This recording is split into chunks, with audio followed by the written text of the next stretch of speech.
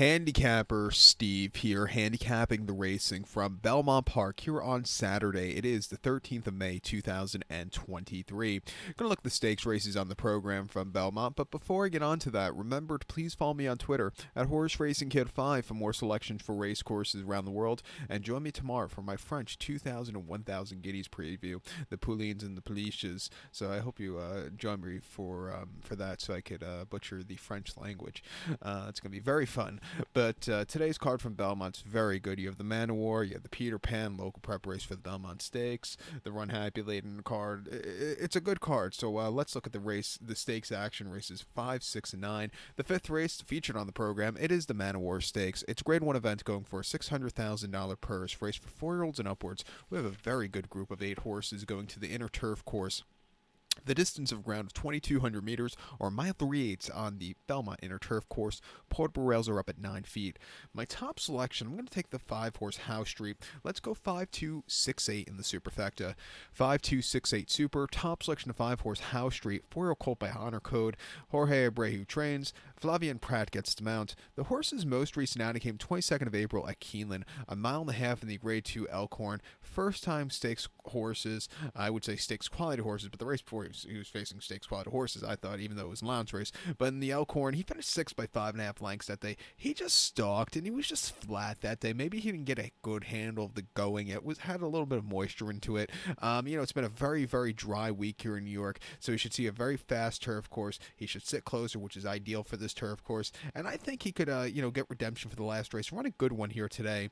Two back, it was his coming out party on the 5th of March at Gulfstream. Mile 3/8 and ops 35. That was a part of that mandatory pick 6 rainbow payout right after Fountain of Youth Day, and he won by 4 1/4 lengths, and it was 3-1, easy money. He basically stalked all around the race course, a little bit wide, but when he got to the top of the lane, he took off clear. That was a very impressive run.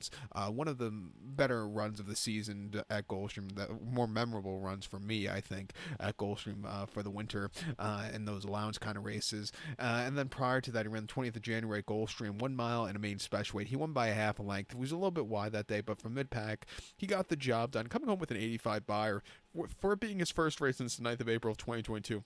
Nothing bad about that race. And then on debut, 9th of April at Aqueduct, 1 mile to main special weight.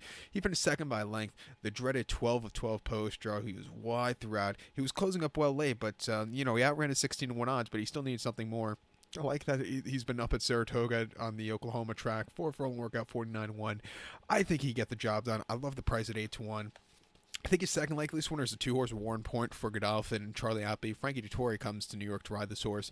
Most recently in Doha and Qatar, a mile and a half on the 18th of February in the local Group 1 Amir Trophy. He finished 2nd by a half a length that day, and he stalked. He needed something more late, but he got down the race course well. Before that in Bahrain, a mile and a quarter in a local listed stakes, he won by 3 that day, and again, he basically had an easy tracking trip and was much the best that day. His races in the UK weren't bad at all, but those were against handicap quality horses. He is stepping up to the best of the best so far, I think, in this country of Grade 1 long distance turf horses. So that's going to be a test for him. But he won the Fledlet Stakes at Kempton on the poly track quite nicely, or on a right-handed poly track. Keep that in mind. Prior to that, in a handicap Class 2 event in Newbury with the mile and a quarter, he finished 3rd by 2 1/4 lengths. It probably wasn't his preferred trip, but he got around the race course well and won a good win in July quite nicely during the festival, winning by a neck from a tracking trip. Very easy run. And then at Ascot in a handicap back in July, he finished 2nd by 2.5 lengths that day. And again, he just needs something more. Since breaking the main, he's really run these good races. 9-5, it wouldn't surprise me if he gets the job done. We'll use him in the early pick 4. Mid-card pick 4 begins with this race also, so use him there. But to recount my selection for the 5th from Belmont, it is the Man of War. Let's take this 5-horse House Street. Give kudos to the 2-horse Warren Point. 5-2-6-8 super. 5-2 in your multi-race. The co-featured 6th race from Belmont. It is the Peter Pan Stakes. It's a Grade 3 event going for a $200,000 purse, race for 3-year-olds here. We have a field of 9 horses going the 1,800-meter journey, or mile and 1/8 on the Belmont main track. I'm going to go a little wacky with this one. I'm going to go with the 3-horse Game Change. 3549 for me in the superfecta. 3549 super. Top selection 3-horse Game Change. 3-year-old colt by Candy Ride. Shug McGay, he trains. Jose Ortiz gets the mount. The horse hasn't been seen since the 2nd of March. That came at Gulfstream. A mile and 1/8 in an optional 75 claimer. First time winners was a head scratcher. He finished 6 by 16 lengths that day. He was wide throughout. He didn't break so well, and he was just flat. Really, he should have improved with the longer trip, but he didn't. Refreshing here of some really good workouts.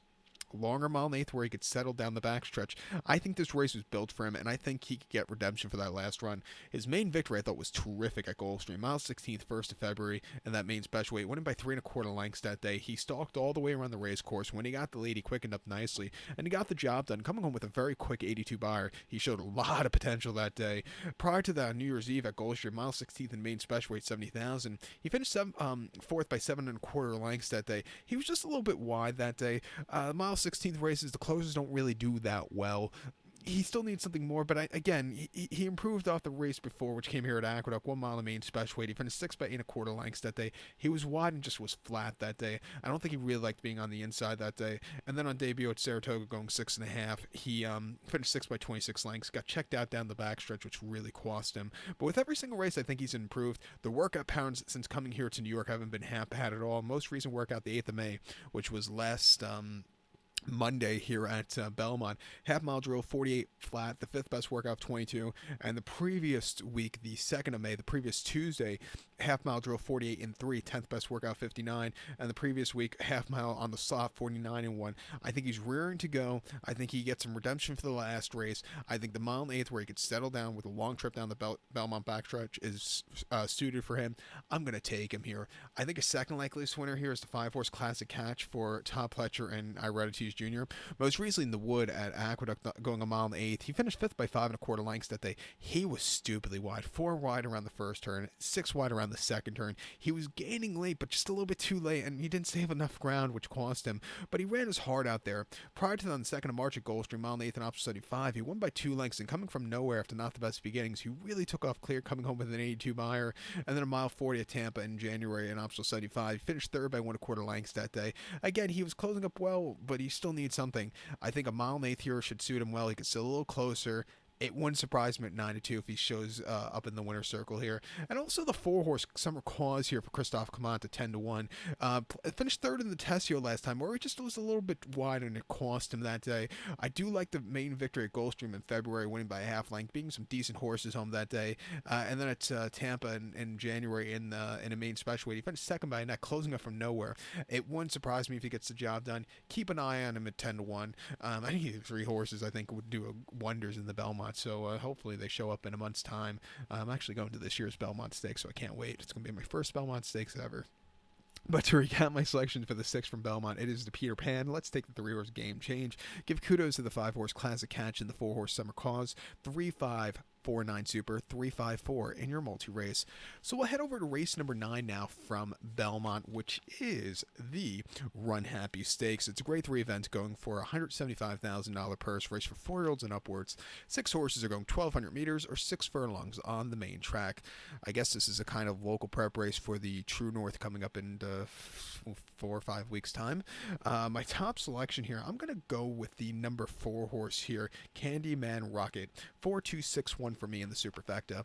4-2-6-1 super. Top selection of 4 horse, Candyman Rocket. 5-year-old horse by Candy Ride. Belmont trains. Junior Alvarado gets the mount. The horse's most recent outing came the Count Fleet Handicap at Oaklawn. 6 furlongs, 15th of April, and the horse was flat. He finished 10th by 14.5 lengths that day. He stalked a wicked fast pace, which really caused him. He was a little bit wide. He just wasn't giving up. It wasn't his day to win. Excuse me. Refreshing here, second, a little bit off the refreshing, back to Belmont where he hasn't run half bad. I think he can get some redemption for that last run. 2 back in the Gulfstream Park Sprint at Gulfstream, 6 furlongs, 25th of February. He won by 2 lengths, and from a tracking trip, he was a little bit wide, but he closed up well late. 109.4 for the 3/4. Not the fastest time for him, but it was still a very good run there. And then prior to that, 6 at Gulfstream, 21st January, an optional 62, winning by 2 1/4 lengths on the front and all throughout. Career best 94 buyer. I thought that was a very good run there off the nearly year freshening. A year prior, his only race as a 4-year-old at Gulfstream on an optional 62. He won by 3.5 lengths that day, and again on the front end, a little bit wide, but he really took off clear. Big question with him is, does he, like Gulfstream, he's done his best buyers there. When he leaves Gulfstream, he runs these somewhat head-scratching races like the Count Fleet. You could throw out the Wood and the Tampa Bay Derby of 2021, where he just doesn't want to go 2 turns. I think he really wants to go sprinting. I'll take him here. Maybe he could do wonders. His most recent workout last Saturday here, 4 furlongs of 47 and 3, 6th best workout 57 is very promising. I think he has some speed. 7-2, let's use him. I think the 2-horse Baron for Irad Ortiz and Robert Reed wouldn't surprise me if he wins. Most recently in the Paige McKenney handicap at Parks over the 7 on the 24th of April, he finished third by 3/4 length. He didn't break so well, but he was really gaining late. Prior to that, going 6.5 in a launch race, 79,000. He won by 5.25 lengths that day. On the front end almost all throughout, ridden out. He came home with a career best 101 buyer. He freaked that day. And then the General George, he finished third by 2.25 lengths, and he really lost all chance at the beginning, where he stumbled out of it. But he did gain late, but that beginning cost him. He has a lot of speed, but he sometimes doesn't get out of the gate clearly. If he gets out of the gate clearly, he could definitely win this race quite easily. At 5-2, I'll use him on the ticket. And also the 6-horse Mr. Phil. I like the victory here at Belmont last year in optional 62, winning by 1.5 lengths, coming home with a 101 buyer. Came back in the True North facing Jackie's Warrior, where the horse just never showed up. He beat one horse home under a walk. It wasn't his day to win.